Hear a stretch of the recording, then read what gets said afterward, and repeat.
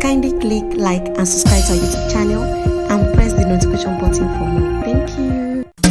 Happy birthday to you, Elimovic. We wish you long life and prosperity.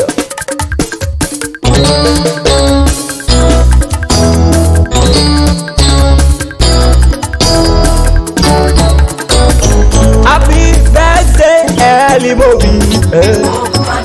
Oku ọdún.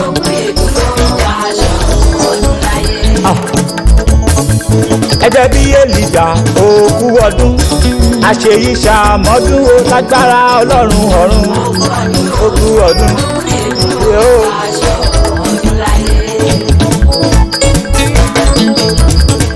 Adéọlá ló ní kí ọ̀pọ̀ òkú ọdún òkòó.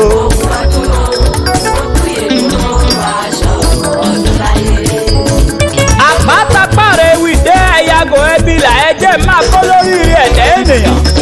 Elimovic lọ́lọ́jọ́ ìbí kò ní ẹjẹ́ máa kí ẹsájà máa kí. Ọmọ ẹgbẹ́ bí Èlíjà ní ẹjẹ́ jọ máa kí. Ó nínú rẹ̀ ó níwà ire. Ọmọ rẹ̀ tó tayì tó gbẹ̀yẹ. Ó nà délé ò dúró déédéé ó níwà tútù bí àdàbà. Ó mọ́ lára lórí fẹ́rẹ́fẹ́ ó ní tẹrífẹ́ ó kọjá àwítúwí. Ìbájẹ́ pé mojóbìnrin ni ìwọ ni ìbá fẹ́. Torí òṣèlóòtó ènìyàn gidigidi. Kí Elimovic bá ní kó wá gba náírà kan kò lè ní dọ́là kò lè ní kọ́bọ̀ bẹ́ẹ̀ bá ríra. Ó kú ọdún ọjọ́ ìbí tòní o. Ọ̀rẹ́ rẹ̀ bìnrin jùlọ ló ní máa kéwì fún ọ. Òun ló rán mi wá. Ó ní máa kí ọ dáadáa. Adéọlá ọmọ Àlàbí ló ní máa kọ́rẹ̀ òun ọkùnrin. Ọ̀rẹ́ olólùfẹ́ tẹ́ ẹ̀ bára yín ṣe tẹ́ ẹ̀ tẹ́ra yín jẹ ẹ̀dà bí ẹbí ẹ̀dà bí iye kan. Èlíjà ìwọ lọmọ ìṣe Èkìtì.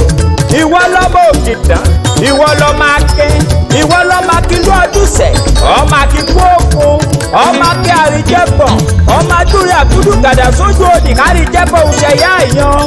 Udó kọ̀kọ́kọ̀kọ́ títẹ̀ lùsẹ̀ náà pè ní tó àjẹ́. Àdàbàlùkòsì ló bà lórí igi lọ́jọ́ odò lọ́jọ́ sí kan pé dán. Onímọ̀ títa níbẹ̀ tó kú ìfọ́ àrìmọ̀ títa níbẹ̀ déjì àkọ́fà. Ògbójó kúkúrúkú lásán lọ́múgbógi lọ́jọ́ odò padàbàlùkòsì kò lọ. Ọmọ òbídó rẹ̀ kan dilẹ̀. Òrẹ̀ kó bá ti dilẹ̀ níbẹ̀. Olùtọ́ fi ṣe níbi ìjọ òkè. Ọmọ eréte èlú gbàràgàdà.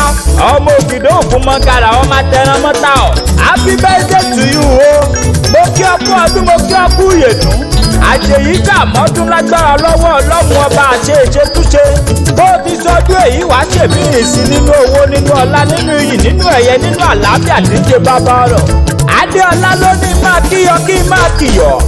Ó ní máa kí ọ dáadáa ó ní kí n máa sọ wípé gbogbo ẹni tó bá ní kó o mọ̀ ṣàmọ́dún ẹ̀yà kàlà ní òmò sì kú wọn.